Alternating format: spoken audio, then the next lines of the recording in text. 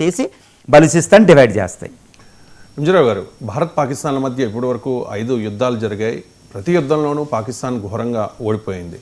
అదే అవమాన భారంతో ఉంది పాకిస్తాన్, యుద్ధకాంక్షతో రగిలిపోతున్న పరిస్థితి. ఒకవేళ మళ్ళీ పాకిస్తాన్ భారత్ జోలికి వస్తే ఈసారి పాకిస్తాన్ యుద్ధ ప్రణాళిక ఏ రకంగా ఉండే అవకాశం ఉందంటారు?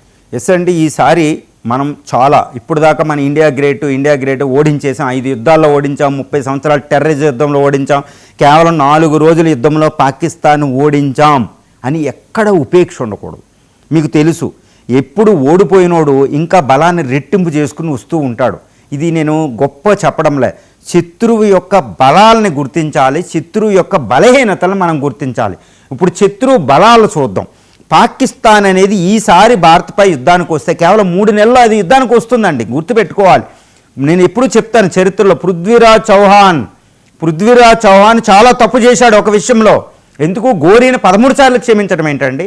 13 సార్లు ఆర్మీ జనరల్ చెప్తూ ఉంటారు. ఎవరికి? పృథ్వీరాజ్ చౌహాన్కి. ఆ రోజు 1192 తరాయిన యుద్ధం 2 దారుణం.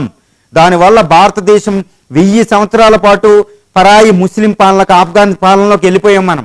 ఈరోజు పాకిస్తాన్ 5 యుద్ధాలు చేసింది, ఓడిపోయి వెనక్కెళ్ళింది. ఇది 30 సంవత్సరాలు టెర్రరిజం యుద్ధం చేస్తుంది, మళ్ళా యుద్ధం అంటుంది. అంటే దాన్ని క్షమించడం తప్పు, చాలా తప్పు. క్షమించకూడదు పాకిస్తాన్ని.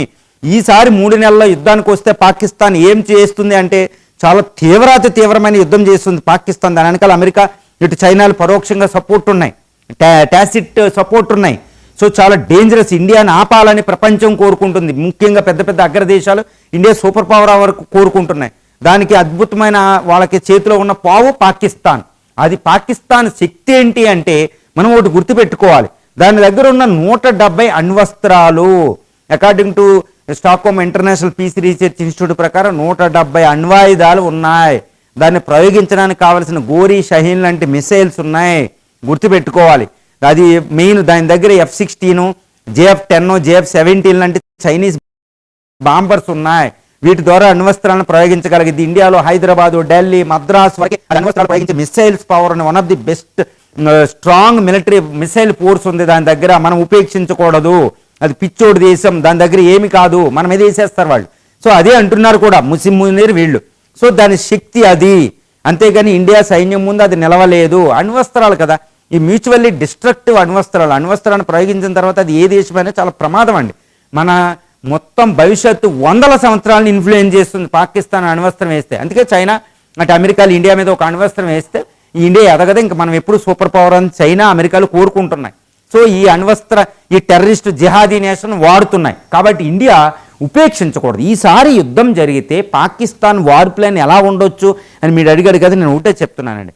అది అణ్వస్త్రాలు బయటకు తీస్తుంది, అణ్వస్త్రాలను మోహరిస్తుంది. ఈసారి అణ్వస్త్రాన్ని భారత్ పాక్ల మధ్య యుద్ధం జరిగితే మనం ఇండస్ వాటర్ అంతా ఆపేసాం కాబట్టి దానికి దిక్కులేదు. కాబట్టి పాకిస్తాన్ 16 కోట్లు ఘోరంగా ఉన్నారు. కాబట్టి పాకిస్తాన్ ఆర్మీ, పాకిస్తాన్ యొక్క రాజకీయ నాయకులు, పాకిస్తానీ పీపుల్ తిరగబడి కొట్టేటట్టున్నారు వాటర్ తాగకపోతే. మీ వల్ల ఇప్పుడు దాకా చేసిన తప్పని దారుణమైన దుర్భరంలో గెంటేశారు.